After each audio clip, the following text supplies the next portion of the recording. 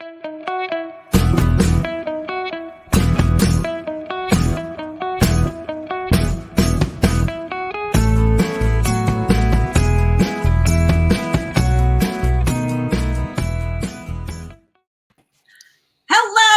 it's the room. Hello, I am Amy E. Reichert.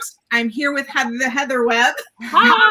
And we have our guests, Tif Marcelo and Alison Hammer. Alison is the author of, oh my gosh, Little Pieces of Me. I had to look at my writing. I knew it was pieces and little. And this is her second book. She's written both of her books published both of her books during the pandemic. So bless her. Wow. She needs all of your love and deserves it. She's also part of a Facebook group called Every Damn Day Writers, which I think is pretty cool. Oh, so, I'm going to hear about that later, Alison. Okay. You can go to her website, and she's got a link in where you can go to join. And then Tif Marcelo, I think most of you are very familiar with. This is her gazillionth book. And she is a fellow Poppy and a wonderful friend. And I am just so, so excited to have you both here with us. Thank you for being here. Thank you. Thank you for having us. I'm so excited. It's going to be fun. Yeah. We will go right into Poppy News. Poppy News. And then I want to hear about your books, ladies. Yes. So to start off with, we're here at the Brand New Bloom. This is our, we're through one full week here, and we're loving all the comments, all the great interactions, so many great giveaways. And in fact, you may have noticed that we have housewarming gifts that we're going to be, I should say giveaways, not gifts, once a week for the next 5 weeks. And we have an amazing grand prize. So I hope you guys check back for the next several weeks to make sure you get entered. In terms of news, so Anne Garvin, who we all know and love, her book, I thought you said this would work, is the Amazon Prime pick this month. So if you have a Kindle and you love ebooks, grab it while it's free. It officially releases next month, so you get ahead of the game. Emily Carpenter's Until the Day I Die is 99 cents all month. Also ebook. So grab that. Have you read that, Amy? I haven't, but I do love Emily. So I do, and I've been eyeing that one, so I might have to jump on it. Amy, her book, The Kindred Spirit Supper Club, that's her right there. Yes. It's been popping up over online all over the place, which we love to see at Bustle, at Pop Sugar, and at Book Riot. So, all right, Amy. Yay. Can't wait till your book comes out, which is what, 2 weeks? April, 2 weeks from today. I'm trying not to panic. 2 weeks. Panic. Have another swig of your drink. No panic. No panic. And then finally, the big news of the day is that it's Tif Marcelo's release day, as Amy mentioned, in a book club far away, which was also a book of the month pick. And Tif has been entertaining you guys all week this week so far, and we had to have her on. So that's it. That's Poppy News. I like how you phrased it. We had to have her on, like she forced to have her on. I'm like, please. Really, you have to. Yeah. I don't think Tif has 40 new things ever. And Tif, children. I think I saw you had a little bubbly there to celebrate. Oh, yes. Yes. Cheers. Cheers. Cheers. Congrats. Congratulations. Thank you so much.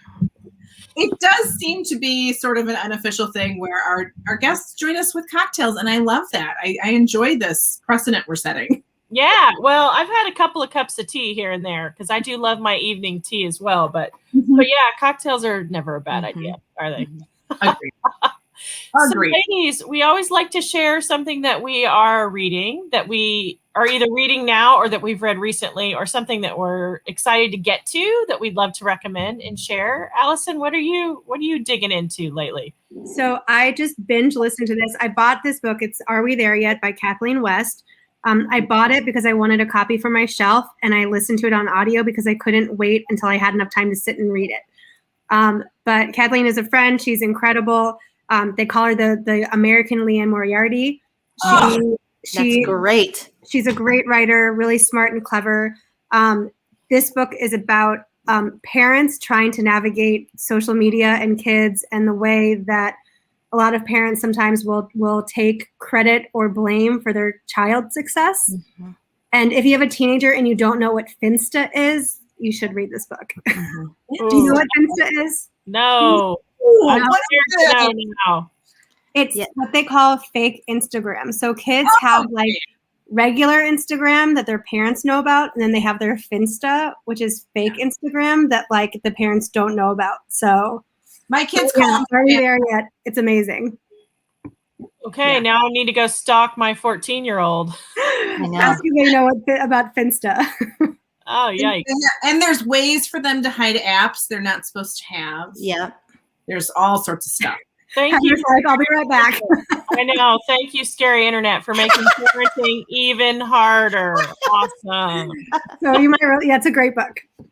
Yes. So what about you, Tiff? What are you reading? So I have this, like, not even. Ooh. Ooh. So this going to be book is Sarah Smith's On Location. Sarah Smith is a romance writer with Berkeley, and it is set in Utah, and it is the heroine is a showrunner, and the hero is a set designer, something like that. I've forgotten already because my brain is gone. But the whole point is that it's the perfect escape romance.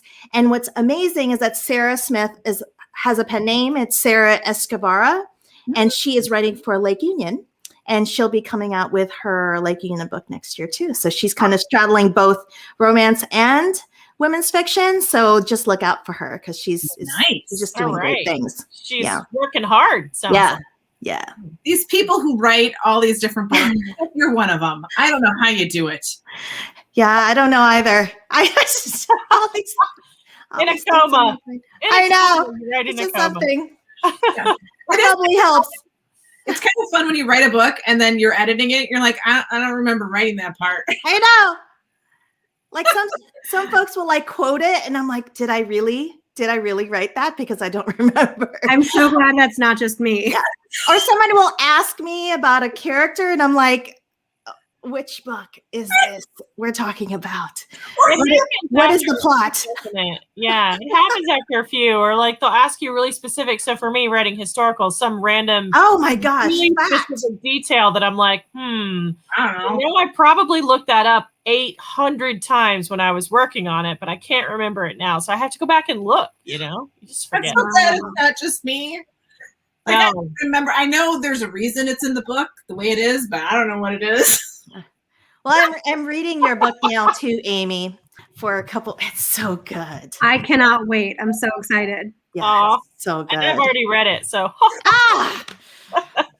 2 weeks, people. I'm so excited and nervous, and I really love this book. Anyway, it's not about me today. it's going to be good, honey. Yes, It's it going to is. be good. All right, Amy, since we're talking about you, what are you reading? I am plowing through. Oh, that's just not going to work. There it is. There we go. A Court of Yeah, Wasted Women. It's the third book in her Court of whatever thing. I bought it as an ebook book bundle when it was super on sale for like $4.99 or I don't remember. It is amazing. If you like fantasy and you like romance, you need to read these books immediately. They're so steamy. I don't know how they're categorized as young adults. Plus, I don't think the characters are elves. They're like hundreds of years old. Anyway, fantastic. Her world building is impeccable. Just wonderful. Well, I am following you with another audiobook. How do we? Oh, I love that one. That's so good. The Flatshare. I love that by Beth book. O'Leary, and it's so adorable. So cute. The Post-it notes. Oh, I love the Post-its. Yes. So So sweet. for those of you who aren't familiar with it, you have it's set in London. You have two roommates who never meet because their schedules are opposite times. One works nights, one works days, and they leave Post-it notes for each other. And the guy is a nurse in a hospice situation, so he's salt of the earth. And then she works for this quirky do-it-yourself publishing company. So she works on like crochet books and like bricklaying books. There's a sexy bricklayer author in the book, which is hilarious. And it's very cute the first time they meet, and I'm totally loving it. And I'm also reading, because I do one audio and one print, The Widow of Rose House. Ooh, I have heard that is good. Is So it by good? Diana Biller, and she's a debut. And I think this came out last year, or maybe it's 2019, early 2020. But it's late 19th century New York City, and it's a widow with a scandalous reputation, and she buys this house that's haunted in New York City, a mansion. And the guy that she runs into, he's a professor, sort of an engineering professor, but he also chased ghosts. He's looking at energy. He's a scientist kind of guy. And so it's kind of a romance, but it's a whole lot of not. Also, there's a lot more to it, and it's so far I'm loving it. I love a good goth, and I love 19th century stuff. It's my favorite. So yeah, I got those two going on. Good fun. Love it. Love it.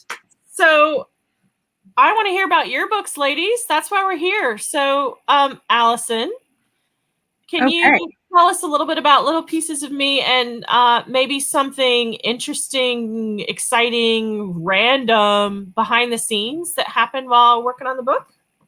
Sure. So yes, Little Pieces of Me comes out next Tuesday. It is the story of a woman who finds out through Ancestry.com that the dad that she adored is not her biological father. So it's about identity. It's about family secrets. It's a tense mother-daughter relationship. My mom is watching, want to make sure that everybody knows we've got a great relationship. It's not about us. So it goes back and forth between present day as the character Paige makes the discovery, and back in 1974 as her mom, her dad, and her DNA dad are all students at the University of Kansas. So the timelines are intertwined. Something interesting is that I originally wrote the book in 3 parts. Part 1 was the discovery. Part 2 was 1974. And part 3 was present day. And when my agent read it, she was like, part 2 is so driving because these two people have sex. You just don't know like where or when or how, like you don't know any of the details. And then when you finish that part, there was still like 100 pages left of her making sense of it all. So she thought I should intertwine and intersperse the chapters, which of course was the right thing to do. And after I got over my like panic attack about how much work it would be to take it apart and put it back together, I can't imagine the book being any other way. And I only had to like write 5 or 6 new scenes or chapters. Like it really flowed well together. So that's a little behind the scenes. Panic attack turned like pretty good. It's not a book unless you're staring at the screen and crying at least. Yes. Oh yeah. When you hit that wall and you're like, oh my gosh. That's good. Every book. Alison, and this is your second pandemic book. Your debut came out at the height of the frenzy last year, You and Me and Us, which I loved. Thank you. And I hope Little Pieces of Me gets the exposure that it deserves, because it's also a wonderful book.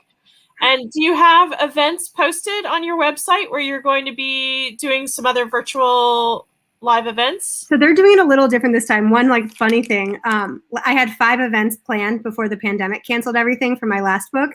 And it's a tearjerker. So I had these Kleenex printed up with a cover. Oh. But then everything got canceled, so I still have a giant box of them. And so when everyone was like looking for toilet paper, I'm like, I got something. That's so good. So for this book, William Hashtag author's life. I know, right? I have 500 like packs of tissue, but yeah. So for the second book, William Morrow wanted to do something a little different. So instead of a bunch of events, we're doing one big one. We partnered with 3 bookstores, indie bookstores, Volumes Books here in Chicago, Warwick's in La Jolla, and Oxford Exchange in Tampa. And so when people pre-order from one of those bookstores, they will get a ticket to the event. I'm going to be in conversation with Kristen Harmel. Yay! My friend Stephen Kellogg, singer-songwriter and author, is going to MC and play some music. And I have some really exciting surprises that I can't spill yet, but I've been trying to find something different to do because there's been so many events. Yeah. So I have something that I'm pretty excited about planned. But Oh, it's good. next Tuesday at 7. And all the info is on my website. It's AlisonHammer.com and then /launch party if you want to go straight to that page.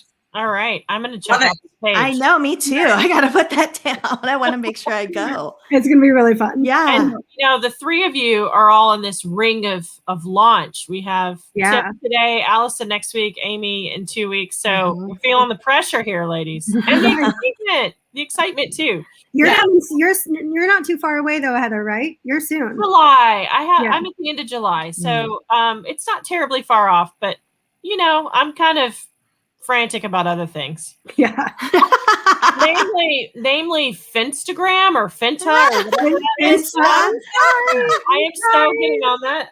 No, and then but yeah, I'm just working on another book behind the scenes right now. So Tiff, we want to hear about your book that's launching here. Yeah. In a Book Club Far Away is about 3 women in present time and 10 years ago, 3 Army wives who meet at a book club during a deployment and they become fast friends. But something happens in the past that breaks them up. But in the present time, one of the Army wives needs help and calls the other 2, but the other 2 don't know that they're there. They're both going to be there. So they see each other for the first time after a decade. And now we watch the entire thing unfold, their book club adventures before and what broke them up, and then what happens now and whether or not they choose to remain friends. It's amazing. So good. Oh, thank you. So, and you have the inside track here. So I was a military brat. Oh, not Army, the Air Force. My dad retired 35 years. Wow, Heather. So my entire childhood. You need a medal. I probably do.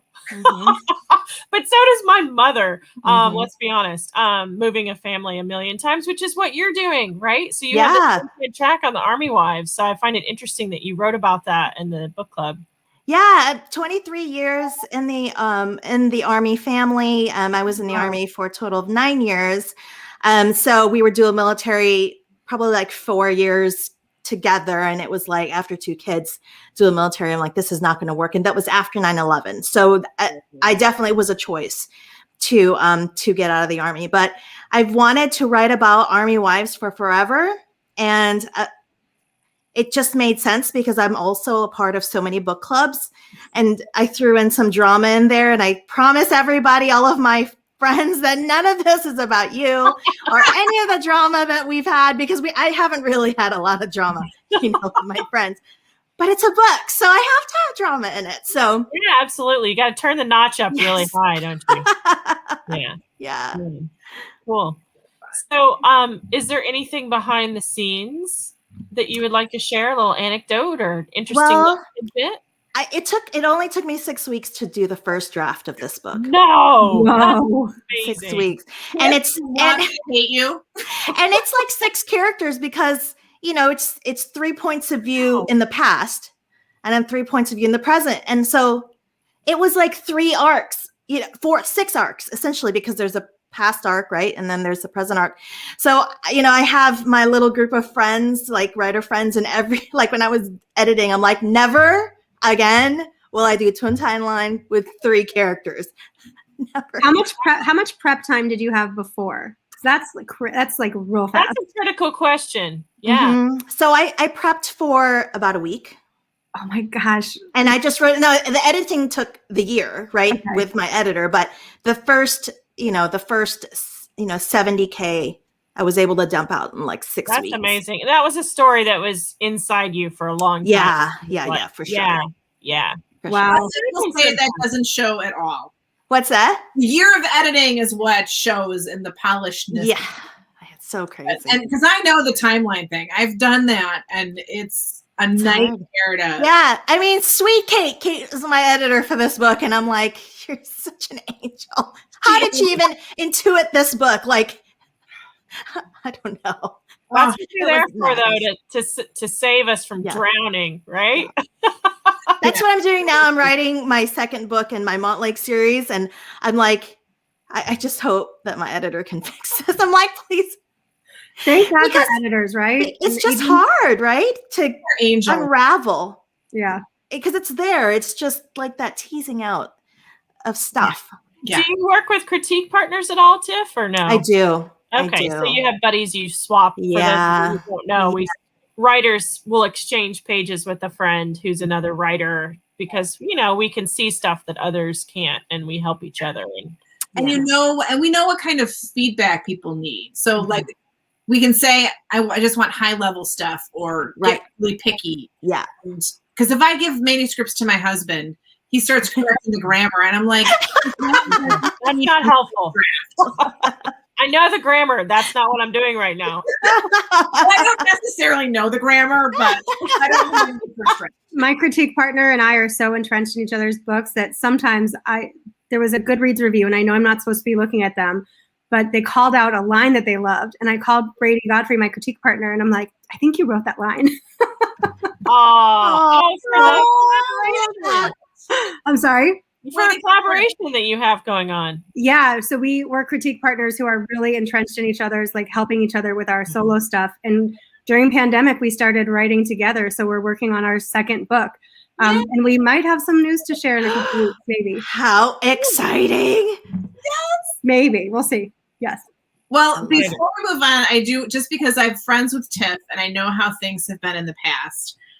Oh, yeah. Launch different than other. Yes. I want to hear the story about the book launches. Yeah. So the Key to Happily Ever After, which side are we? The Key to Happily Ever After launched in 2019, and it was my first trade book, women's fiction. And there was a truck fire. So, thousands of books. We really don't know how much burned in the fire, but it was on its way to my side, to the East Coast. So, it took a while for my own Target to carry my book. And then, of course, Once Upon a Sunset published March 3rd. So it was a week before pandemic. At the same time, like, I guess a printer shut down. And there was, Amazon, Amazon Canada didn't even get their copies. And some of like my local bookstores didn't get their copies. So, but this time it's different. So I'm just so happy. I double-checked. So I double-checked the online stock, and it made it to Target, and it made it to Barnes & Noble. And I intend to be there on Friday to kind of look through where everything's at and hopefully sign some books while I'm at it. So did the fire, that doesn't count as returns, does it? We are not. That's good question. Good question, and all I know is that it didn't add to my sales. That's it. Yeah. And then of course, it's just. But what can you do? Like, I was just worried about the person in the truck. Yeah. Oh, you're a nicer person than I am. Yeah. I was like, I have to look on the bright side. But I was at Target like almost every day. Like, I'm like, is it here yet? Is it here yet? I had a friend who had a book come out during Hurricane Sandy, and she lives in the Midwest, and they were coming from a warehouse outside of New York City somewhere, or Jersey or something like that. And it flooded everything. And so she had this huge launch planned and no books arrived. That's so sad. It was a multi-person event, like a big, massive thing. And my gosh. No books arrived. Can you imagine? Oh, it's heartbreaking. Yeah, because you work so hard for so long. Yeah. And it's tough because, like, you also know, because as a military spouse, right, we're always taught like it's just stuff. But that's because we move all the time. Like, if you can get your family from A to B, you're good. But you're still crying if you're like antique round, which happened. I had like an antique German table, and a leg broke off, and I just sobbed. And at the same time, I was like, it's just stuff. But you're still sobbing. You put some love into it. Yeah. So the perspective is there, but still. I mean, I think, I love to throw things away, Tiff, because of the military thing. Like, it really gives me great pleasure to not have a bunch of stuff, except, as you can see, there's a bookshelf, and I have lots 6 of of those. So that's the one thing that causes a problem. Yeah, I love books too. But Alison, I wanted to hear more about this writing group, since we're talking about writing. Yes. Yeah. So I founded a group called the Every Damn Day Writers, which is a Facebook group. It's a support group for women writers. And it started, so my first book that's currently in a drawer took me 15 years to finish writing. But I know there's reasons for that. But my second book I did in 2 months, which I thought was fast until I heard about it for 6 weeks. That's still fast. That's fast. I did it with NaNoWriMo, National Novel Writing Month, which is, it's an organization that has challenges writers to write 50,000 words in the month of November. And so I did that, and I was addicted to the camaraderie and the daily check-ins, and I just loved it. And so when the month was over, I had a small group of writer friends that were checking in every day, and we didn't want it to end. And so we kept it going. And just a few years ago, we opened it up. We've got over 500 writers, women writers. And every day we have there's, I think, 7 different moderators, and we have different prompts and different things just to get that sense of community and accountability. That's really cool. Yeah. So it's Every Damn Day Writers. I might have to check that out. Yes, you should join. It's great. It's fun. I do sprints with a couple of my critique partners here and there, but sometimes we're not on the same schedule, and you just really need that motivation. If you ever need to sprint at night, Suzanne Park and I, she's in California and I'm in Chicago. So I work late, and she's like, it's early evening for her. So sprints, there's something about knowing you have to tell somebody your word count at the end of it that It's like weird. I love a good sprint. I agree. Yeah. It's fun. Yeah. I do the morning though. I'm a 5 a.m. writers club kind of girl. No, I like sleep too much. Yeah, I see you on there too sometimes. Yeah. On Twitter we'll post. Yeah, it's Trying to be a 6 a.m. read, 7 a.m. write. that's good. Go That's exercise. good. I'm like 8 o'clock wake up. I used to be that way, but then the rest of the world is up, and then I wouldn't get my writing time until night. And my kids have to get up and go to school, so I like to be up to see them off. So I was getting up anyway. That's the thing, right? The problem is I don't want to go to bed. I like to stay up all night. That's me. I mean, I'm a late night writer because I work full time in advertising during the day. And so I usually have dinner and then I write, and sometimes until 11, 12, or if I can't stop later. But the next morning is really hard. So I have to think being involved in advertising and trying to promote your own book is an interesting combination. I think good and bad. I think that like my poor cover designer, you must hate me because I'm a creative director, and so I'm used to being like, do this, do that, and I've got a lot of opinions. But it turned out, I love how it turned out, and hopefully they don't hate me. I love your new cover. Yeah, beautiful. great. It's so Heather's good. one of the ones in my like circle where I'm just like, what do you think? Is it okay? Yeah, no, I think it's great. I love it. Thank you. And you know what? If it's your skill set, and they know this, as long as, I'm sure you're nothing but polite and lovely. So I try, but they do have, there are things that, one thing I was like asking them to do something, and they had a really good point that sometimes the books are in like a shelf where you don't want some information down too low because it might get covered.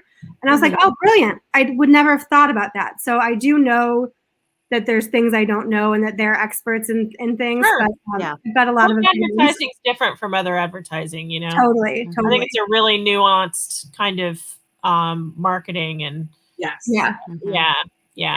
and not But an it's easy one. great book graphics that you make for yourself. Yes, you do have great ones. I'm like, can we hire her to do some graphics? It's honestly, there's a couple websites that help. There's BookBrush and Canva, and it's very. I'll send you guys the links. I can spend I spend a lot of time on Canva. I actually bought the pro account one time, and I'm never giving it up. Yeah. I did. I did the same thing. I was like, wait, one time. What do you do now? It's funny. I go on there and I'm not so good at it. Like I have a good eye. Like I can see when something is off and it needs to be tweaked, and I can figure out what it probably needs. But to actually just create it is not. It's not my thing. Well, the other thing is that bookstagrammers are like angels, and they take such gorgeous photos, and then I try to do like the same type of thing, and it looks awful. Yeah, always. I just can't recreate this it. No. BookBrush, you can literally like upload your book cover, and it puts your book in these beautiful scenes. I'm writing this down. Yeah, it's amazing. Yeah, because I always try. So I know how to cheat. How about that? Hey, I'm okay with that because I know, like for me, I did not have ARCs, so I didn't have any photos until I got my finished copies. And I was on vacation last week on a beach, so I took a ton. But BookBrush sounds like an amazing tool. Yeah, it's check it out for sure.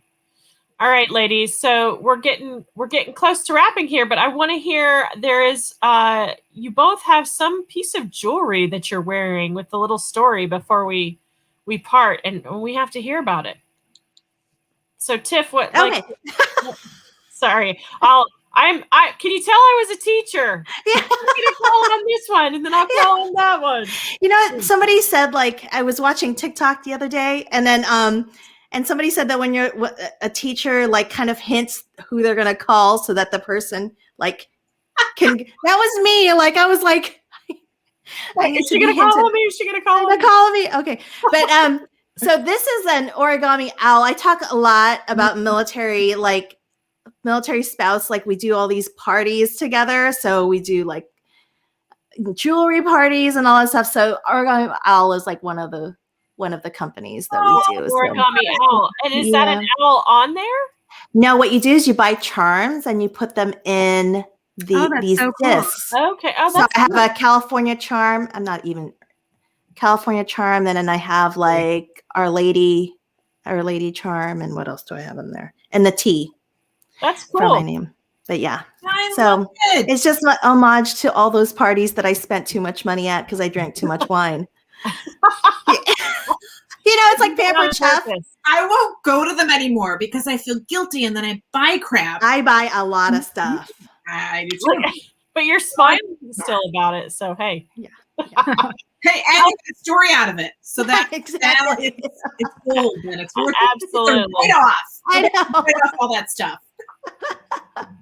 Okay, Alison, we got to know about yours too. Okay, well, yeah, I'll do this and then one other little thing. But when you said show and tell, so I've got two necklaces that I wear all the time. This one, I can't even point. That one was my grandmother's that my mom gave to me. She wore it every day, and I wear it every day too. Aww. And then this, my critique partner, we were talking about her earlier, Brady Godfrey, got this for me. On one side, it has You and Me and Us, and on the other side, it has 11/11, which is the lucky time that I make a lot of wishes on, and it's featured in the book. Aww. I love that. But the other fun thing that I was going to show and tell is not jewelry, but it is. I've been trying to drink more water. Oh, right. Planner with like daily goals, and like for 6 weeks in a row, I was just like not meeting my water goal like at all. This monster. I really want one of those. And like sometimes I'm clearly like not doing the best job. But it's a gallon. I fill it every morning. At 7 a.m., of course, I'm still sleeping then, but it says, good morning. Then at 9, hydrate yourself. At 11, remember your goal. 1 o'clock, where I am now, keep chugging. 3 o'clock, 5 o'clock, don't give up. 7 o'clock, almost finished. And then 9 o'clock, you did it. So my gosh. I've been getting down to like at least here every day. The first few days I did the whole thing, but I'm really trying to drink more water and stay hydrated. That's intense though. That's a gallon, right? It's a gallon and it's really heavy. Do you have like a straw for that, or are you like literally like there's a lid? Oh, okay. Oh, all right. I want it. You're spending a lot of time running to and from the bathroom. I work from home, so it's like just there. It's great. It's great. That's yeah. I found it on Amazon. Okay. Are we supposed to drink that much water in a day? I think so. I think the amount. I think the amount you're supposed to drink is like ridiculous. And I used to have, of course, I have everything here. I used to have this one, which I felt like was really big, but now it's like tiny compared. I would say so for sure. But I would forget to fill that one up, and so I would just have like one of those. So this way, again, I'm really competitive, so it's like I know what I've got to do, and now I've got to. When we get off, I'll trade the wine for the water. Aww. Yay! All right, ladies. Well, it was lovely to have you on tonight. Thank you. Thank you so much, and congratulations, Tif. Thank you so much, and we'll be celebrating next week and the week after. Yes. Good luck, Alison, next week. Sell a zillion, ladies. All right. Thank you all for coming to the Bloom Room. And we will see you next week. Next Thank week. you. Bye.